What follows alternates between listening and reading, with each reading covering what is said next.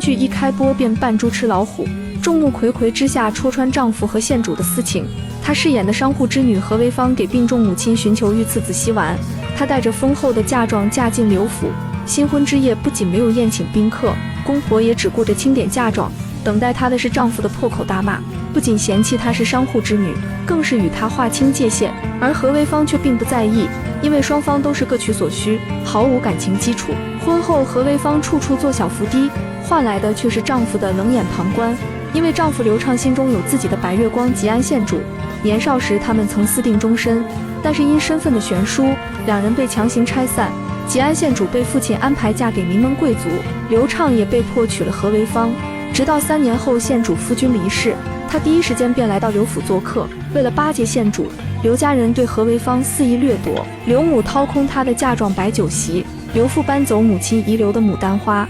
何维芳虽满心憋屈，却一忍再忍。昔日恋人再度重逢，县主对刘畅依然旧情难忘。得知牡丹是他妻子的心爱之物，故意挑事要采摘牡丹。为了守护母亲的遗物，何维芳故意装作一副贪财的模样，让众人对自己充满鄙视，对县主恭恭敬敬，给足对方的优越感。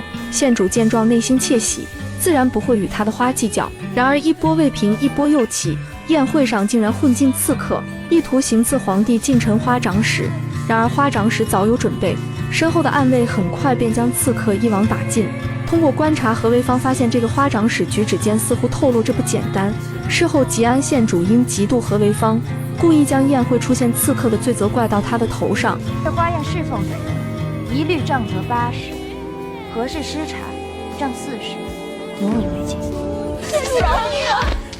看着昔日纯真无邪的白月光，如今变得如此狠辣，这让刘畅感到十分陌生。与此同时，何维芳意外得知公婆要变卖自己的嫁妆，而且当初给母亲治病的供药也是假的，这才导致母亲病故。曾经他以为是母亲病情过重，就连御赐的药都没有用，他万万没有想到竟然是婆家给的假药而葬送了母亲的性命。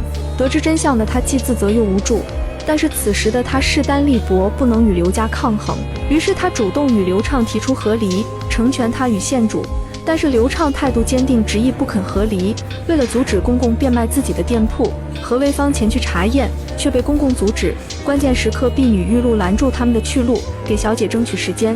结果对方狗急跳墙，将玉露撞进水中。何维芳顾不上那么多，只能折返回来寻求夫君的帮助。然而当玉露打捞上来，却早已没了气息。何维芳试图让玉露醒过来，她苦苦哀求众人救救玉露。事到如今，公公不仅不反省自身，反而怪何维芳一意孤行，才酿成大错。丈夫刘畅也安慰她不要为了一个下人而难过。她不是我的下人，她是我的妹妹。玉露的死让何维芳彻底认清现实，曾经的她以为隐忍藏风便可安身立命，可到头来却连身边的人都保不住，所以她要做回原来那个随心所欲的自己。除了腹中的物件，还有之前被卖掉的2间铺子，还望母亲一并归还。日后没有我的允许，还请刘宅中人莫再染指我的东西。牡丹，你怎么变成了今天这般样子？锱铢必较，一身铜锈，哪里还像个官眷？我本就是这样的人，只是你们今日才知道罢了。曾经的她隐忍藏风，安身立命，换来的却是婆家的厌弃，丈夫的冷眼旁观。直到得知公婆当年给母亲的供药是假的，致使母亲病故的真相后，何维芳心中的怒火彻底被点燃。直到婢女为保护自己而死于非命，她才醒悟处处隐忍换来的却是婆家的变本加厉。所以她要做回曾经肆意洒脱的自己，早日摆脱婆家的压榨。她做的第一件事便是清点自己的嫁妆。经过查验，仅仅半年的时间，自己的嫁妆就被刘家挥霍了一半。婆婆还以为她是那个卑躬屈膝的儿媳，斥责她斤斤计较不识大体，却再一次点燃何维芳心中的怒火。我为什么不能计较？这本就是我的东西，我问你，我凭什么不能计较？昔日温婉的儿媳瞬间变了一个人，婆婆简直惊掉了下巴。但是他们不知道，这才是何维芳最真实的一面。而刘畅也对何维芳有了新的认识，不知不觉中对她暗生情愫。曾经的他心系白月光吉安县主，可是3年后再度重逢，昔日恋人不仅心狠手辣，而且因为嫉妒，连他送给妻子的兔子也不放过，这让他不禁感叹，3年的时光早已物是人非。所以每当何维芳提出和离时，他她都会找各种理由拒绝。从库房出来的何为芳意外发现婢女玉露的玉佩出现在蒋长阳手下的身上，经过询问是公公将她转送给了陈章，几经辗转才到了他这里。为了留作念想，何为芳意图用更贵重的玉佩作为交换，蒋长阳通情达理，直接归还于他。何为芳却突然折返，希望他明日再将玉佩归还，因为他心中埋藏着一个惊人的计划。隔天刘府宴请宾客，何为芳则故意在众目睽睽之下假意发现玉佩，将矛头指向自己的公公。爷，您若是缺钱帛，可以跟我说，您瞒着我将回家的铺子卖掉也就罢了，如今连我是你的遗物也不肯放过。刘公为了挽回颜面，直接将锅甩给了管家，指责他行窃偷盗，杖责60赶出刘府。何为芳此举不仅让公公颜面扫地，而且助纣为虐的人也得到了严惩。然而接下来他还有更大的计划，他假意邀请宾客移步水玉亭观赏并蒂牡丹，而此时她的丈夫刘畅却与吉安县主私会。何为芳早已知晓，于是在众目睽睽之下拉开帷幔，帷幕下的场景简直不堪入目，刘母也难以接受，晕了过去。婚内出轨的丑闻被公之于众，丈夫恼羞成怒，指责何为芳。何为芳并不在意，她迅速切换成受害者的模样，博取同情。光天化日之下，我的夫君就与堂堂县主同卧相榻，而我如此愚钝，对他们的私情竟一无所知。蒋长阳也开始推波助澜，看来刘家不是又要办喜事来了。蒋局这可不能乱说呀。何为芳则顺势提出和离，然而令众人没想到的是，今日捉奸的戏码竟然是何为芳和县主合谋设计的。县主助他脱离苦海，离开刘家，而何为芳也能帮助他得到挚爱。目的一致的两人很快达成了共识，县主则故意拖住刘畅，两人情到深处你侬我侬。时机成熟，何为芳则带着宾客前来围观。尽管儿子和县主的私情被公之于众，但是刘家觊觎何为芳的嫁妆，并未答应何为芳和离的请求。曾经江湖术士满口胡诌，说他的八字渴望刘家，何为芳这才被迫嫁入刘府。如今他便要利用江湖术士，将福星转移到县主的头上。果然刘家夫妇上钩，立刻前去向县主提亲。但是得偿所愿的刘畅却并不开心。曾经他与县主相爱不假，但是3年的时光早已面目全非。另一边的何为芳坚信这次一定能与刘畅和离，殊不知刘家却不会轻易放过他。我看还是小房子的修吧。女孩和离未果，却惨遭丈夫家暴，而她的公公也因觊觎女孩的嫁妆，竟然派人痛下杀手。侥幸逃脱的女孩本想回娘家寻求庇护，却亲眼目睹父亲对她的指责，继母不分青红皂白要将她往火坑里推。心灰意冷的女孩转身离开，从此刻起她便再也没有家了。由杨紫饰演的何为芳处处遭受婆家的压榨，直到母亲病故的真相曝光，婢女为护自己而惨死，她才彻底清醒，决定反击。她设计在众目睽睽之下拆穿丈夫与县主的私情，时机成熟，自己则扮猪吃老虎，博取同情，从而获取与丈夫和离的机会。然而何为芳和刘畅还未和离，刘氏夫妇便迫不及待地到县主家提亲。得偿所愿的刘畅本该内心欢喜，但当他见识到白月光的狠毒时，却反悔了。3年的时光，两人早已物是人非。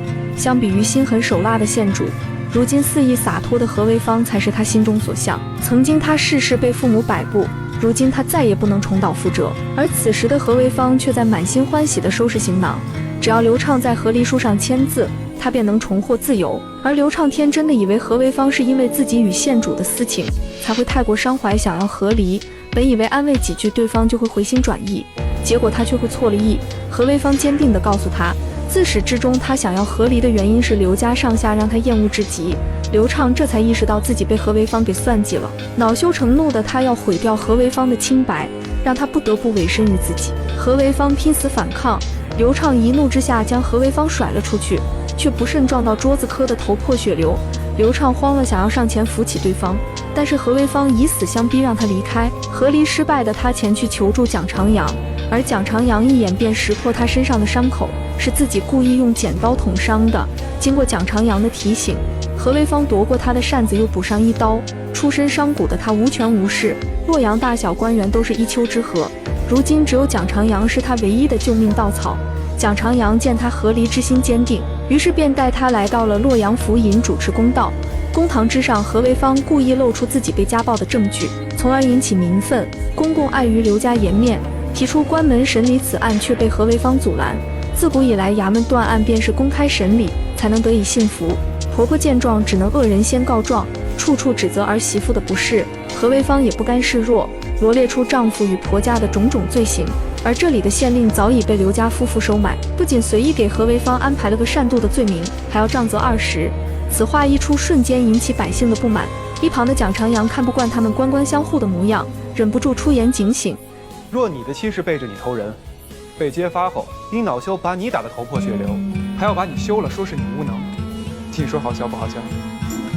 这事涉人命，却要关起门来只说是家事，连傀儡戏都不能这么演吧？蒋长阳是皇帝身边的红人，刘氏夫妇瞬间慌了神。蒋长阳则趁胜追击，故意提及当日宴会刘府护卫不周引来刺客，以及刘畅与县主私会一事。此话一出，县令被吓得瘫软在地，刘氏夫妇也被吓得无言以对，最终不得不妥协，在和离书上签字画押。但是当刘氏夫妇回府后便反悔了，为了得到何为芳的嫁妆，他决定派人痛下杀手。何为芳拼死反抗，这才挣脱敌人的束缚，趁机逃了出来。巨大的响动引起了刘畅的注意，当他看到何为芳慌张逃窜，便上前拦住管家，并找借口支开对方。安全后，刘畅便上前扶起何为芳。你为什么要救我？你是我的发妻，我从未想过要害你。只要你愿意再宅住刘家，我定会护你周全。你是一个连娶妻生子都身不由己的人，你拿什么护我周全？被婆家压榨的女孩刚脱离苦海，转头就误入黑店，被老板觊觎美色，霸王硬上弓不成，便对女孩拳脚相加。为了私吞儿媳的嫁妆，公公派人对何为芳痛下杀手，他拼死反抗，这才侥幸逃脱。看到妻子惊慌失措的模样，刘畅立刻出面将管家支开。刘畅的好心换来的却是何为芳的防备，他祈求妻子能够留下来，自己定能护她周全。可是一个连娶妻生子都做不了主的人，何为芳怎会相信他的话？才是我救人。刚才又是谁要我的命啊？被戳中下怀的刘畅也不再纠缠，在侧门准备了马车放何为芳离开。刘家主公猜测何为芳定会跑回婆家，于是命管家带人前去围堵。不明所以的父亲以为女儿在任性妄为，继母也不分青红皂白，要将她绑回婆家。这一幕恰巧被赶回来的何为芳撞见，心灰意冷的她选择离开，不再打扰父亲的新生活。可是手无缚鸡之力的她逃到哪里都会被刘家人发现，于是她将发簪留在悬崖边，制造坠崖的假象。刘畅不相信何为芳如此要强，却选择跳崖自杀，定是父亲派人暗杀的。而他的举动彻底惹恼了父亲，刘畅也见识到了父亲的自私与凉薄，所以无论如何他都不会娶县主。父亲恼羞成怒，动用家法。我的后事已经被安排了一次，如今还要被安排第2次，凭什么？凭什么呀？见儿子如此执着，父亲不得不服软，用刘家的门楣与仕途威胁他同意。事已至此，刘畅不得不再一次被父亲摆布。另一边，脱离苦海的何为芳来到了方圆，这里是母亲留给他的。怎料当他亮出身份，却被无情地拒之门外。这里早已被人据为己有。何为芳坚信有一天他一定能拿回方圆，但是如今他需要解决最基本的温饱问题，所以他挨家挨户去做工，却都被人赶了出来。因为没有人敢收一个没有户籍的人，他误打误撞来到一家酒肆，看着老板娘一人手忙脚乱，他便上前帮忙，并趁机询问店里是否需要人手。老板娘刚打算拒绝老板忙情就来了，他表面温文尔雅收留了没有户籍的何为芳，实则却动了歪心思。何为芳知道这份工作来之不易，所以她任劳任怨。五娘明白丈夫的心思，所以各种为难何为芳，想让她知难而退。不明所以的何为芳只觉得五娘对自己有偏见，王晴察觉妻子的阴谋，忍不住出言敲打对方。妻子见状也再不敢多说什么。然而到了晚上，醉酒的老板便暴露的真面目，他开始对何为芳动手动脚，逼迫他给自己做小，或者只要何为芳同意，他现在就能将妻子发卖，让他做正妻。何为芳拼死反抗，却换来对方的拳打脚踢。苏醒后的何为芳这才得知，五娘多年来被丈夫欺辱，早已经被他打怕了。但是何为芳却不认命，只要一丝可能，她都要逃出去。五娘主动上前助她逃离，危急关头却被王晴发现。五娘拼死拖住王晴，给何为芳争取逃亡时间。何为芳一路狂奔，而王晴却穷追不舍。我乃国子监主簿，这是我姨母家的表妹，怎会是你的逃奴？看来牡丹所言非虚，你确实包藏祸心。还万万没想到，自己的逃离却连累恩人惨遭丈夫毒打，更是要将她发卖到青楼。看着女人被渣男折磨得不成样子，她鼓起勇气冲上前将她护在怀中，结果却再一次惹恼了男人。你们干什么？你们干什么？你的夫人可是良妻，当然是良妻。良妻不可买，点妻更是犯法的，你不知道吗？此前侥幸从婆家逃出的何为芳，却被黑心店主逼迫做妾室，不同意便会对她拳打脚踢。为了活命，何为芳只能假意答应。冷静下来的何为芳这才意识到，当初舞娘的处处针对，都是在暗示自己离开这里。正是这一举动惹怒了丈夫，等待她的又是一顿毒打。王晴表面温文尔雅，实则是个不折不扣的败类。为了生意，每次动手都会挑隐蔽的地方。遭受毒手的不止她一个，之前的3、4个已经被她发卖。何为芳看着遍体鳞伤的舞娘，内心愧疚不已。她劝舞娘和自己离开，可是她早已司空见惯，并劝何为芳不要逞强，乖乖换上嫁衣准备成亲。反抗只会遭受王晴的毒打。但是生性倔强的何为芳却不认命，她威胁舞娘不要发出声音，自己则搬起木桶想要翻墙逃走，结果却一次又一次地摔了下来。舞娘被何为芳不服输的样子打动，当即上前帮忙。她知道自己已经没有机会了，尽可能地助何为芳脱离苦海。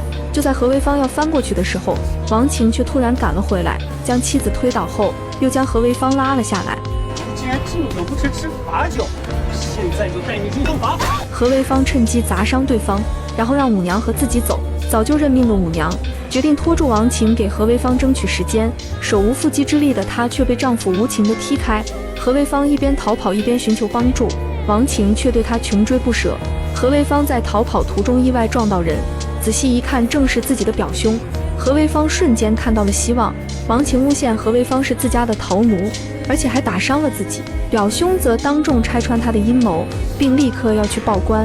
而没有户籍的何为芳担心被婆家发现，只能选择不了了之。母亲向来与姨母不和，何为芳担心自己会连累表哥，于是留下书信转身离开。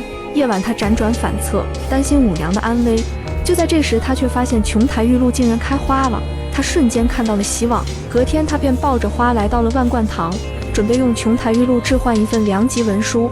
这里的掌柜将他引荐给家主，而这背后的家主正是蒋长阳。见来人是何为芳，蒋长阳的手下忍不住出言戏弄对方。良级没有，奴籍满箱。娘子啊，从今往后你得留在我这儿吧。听闻此言，何为芳误以为对方不是好人，趁机泼了一杯水后慌忙逃离。四处逃窜的何为芳却被蒋长阳叫住，见是老熟人，他这才放下戒心。经过交谈，蒋长阳才得知何为芳在刘家的遭遇。出于好心，他帮何为芳办了一份良级文书，名字却是蒋小花。但是这对何为芳来说已经是最好的结果了。就在这时，楼下传来女子的呼救声。何为芳仔细一看，竟然是舞娘，因为她忤逆了丈夫，私自放走何为芳，她的丈夫便要将她发卖到青楼。这时何为芳冲了出来，一把推开渣男，结果彻底激怒了对方。渣男恼羞成怒，要连何为芳一起打。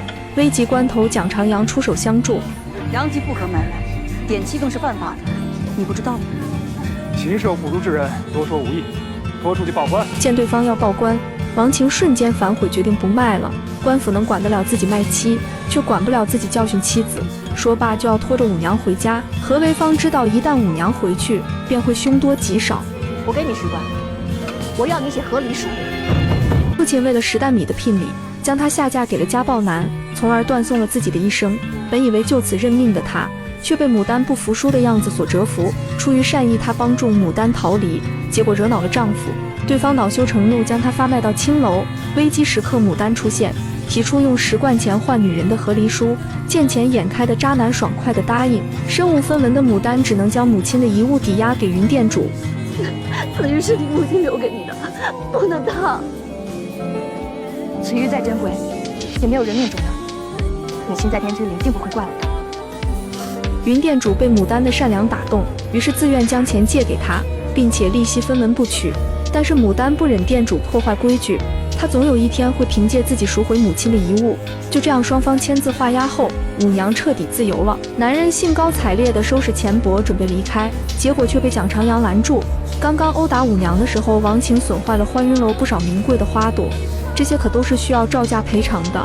牡丹一听报仇的机会来了，立刻上前指出被损坏的可都是名花，按照市场价格来算，起码要20贯。王晴以为他是在公报私仇，恼羞成怒又要动手，却被蒋长阳一脚踢开。既然没钱，没关系，打你1拳顶1棍，打够10棍，就算你赔我了。你们这是肇事欺人！欠债还钱，天经地义。我气谁了？我皮糙肉嫩，打人这种事，川渝，这。川渝可是习武之人，这一拳拳下来，打得王晴毫无还手之力。但是蒋长阳嫌弃力道不够，命令川渝加把劲。家暴男也有被打的一日，看着真是太解气了。众人散去后，芸娘却撕毁了牡丹的借据，这便是女子间的道义和情谊。另一边还在担心自己会拖累牡丹的舞娘，看到牡丹在如此破败的屋子还能向阳而生，她便再没有后顾之忧。牡丹，你便如同这照料我的余晖一般，你又何尝不是呢？牡丹希望以后的舞娘能够万事胜意，一事无忧，于是为她起名秦胜意。舞娘很是满意，生逢乱世的两人相互依靠，相互救赎，总有一天他们能够拨得乌云见日开。隔天为了生计的两人去做工，结果却处处碰壁。牡丹意识到想要安身立命，就得自己当店主，才不会被克扣算计。于是他们去逛花市，结果发现新商机。经过一处价格最低的摊位，经过询问得知摊主的花珠是在清凉山采摘，所以价格便宜。牡丹灵机一动，如果去清凉山上采摘牡丹回来进行培育，这样一来他们连本金都不用出，绝对是一本万利的好买卖。但是他们现在面临的是采买花肥和花盆的难题。要知道他们现在温饱都是问题。聪明的牡丹立刻想到了一个财神爷，转头他便来到了蒋长阳这里。可是蒋长阳却对他这一本万利的好买卖不感兴趣。牡丹并未放弃，而是轻车熟路地从窗户进入继续推销。得知牡丹要去清凉山采摘花珠，蒋长阳告诉他那里险峻巍峨，他一介女流不会武功，自是上不去的。但是牡丹却坚信自己一定能上去，只需要蒋长阳答应自己的合作。隔天牡丹便登上了清凉山，他却不知这里是皇家围猎禁地，宁王带着蒋长阳正在这里狩猎。此时的牡丹正在埋头采摘花珠，蒋长阳一眼便发现了他，一剑将他钉在了树上。牡丹被这突如其来的一剑吓傻了。这时蒋长阳飞奔过来，暗示他配合自己才能安然无恙。要知道私闯皇家禁区可是死罪。牡丹立刻心领神会，假装晕倒在蒋长阳的怀中。另一边，吉安县主得知父亲要将自己许配给蒋长阳，立刻动身前去阻止。而苏醒后的牡丹也意外得知此事，才明白蒋长阳在利用自己脱身。讲这个算盘打的，连洛阳张氏姜面的店主都听见了。男人得偿所愿，娶到了白月光，最后却发现自己爱上了朱砂痣，所以当坠崖而死的妻子再次出现，他便欣喜若狂地追了上去。可是女孩却对他避之不及，男人苦苦纠缠，想要与她再续前缘。女孩一怒之下罗列出婆家的种种罪行。父母贪图我的嫁妆，不惜他人杀我灭口。他们逼父亲舍了我这个女儿，让我有家不能回。当初以大炸药骗我进门，让我错失了救治母亲的良机，令他不治而亡。与我之间除了恨，再无其他可能。此前恰逢蒋长阳生辰，何为芳得以有机会参观蒋府豪宅。经过观察才知蒋府的门槛有多高。客厅摆放着一杆超大号的秤，礼物不够重，连蒋长阳的面都见不到。正如冯司马奉上的红珊瑚，川渝侍卫看都不看，直接拒收。这可是他费尽千辛万苦从琼州海运过来的，足以表明他的赤诚之心。要是没有合适的理由，他便不离开了。川渝见状，便带他见识一下真正的诚意。只见一颗超大号红珊瑚映入眼帘，没有对比就没有伤害。冯司马只能灰溜溜地离开。另一边，官员各种讨好蒋长阳，希望能得到圣上的青睐，而蒋长阳却用一只蝈蝈作为还礼。官员竟然高兴得合不拢嘴，以为自己可以攀附权势，高枕无忧。何为芳今天算是大开眼界了。这蒋军做花鸟使真是屈才了，他应该去国子监传道授业，这才是真正的金玉换良缘呀，不比书中的黄金屋实在。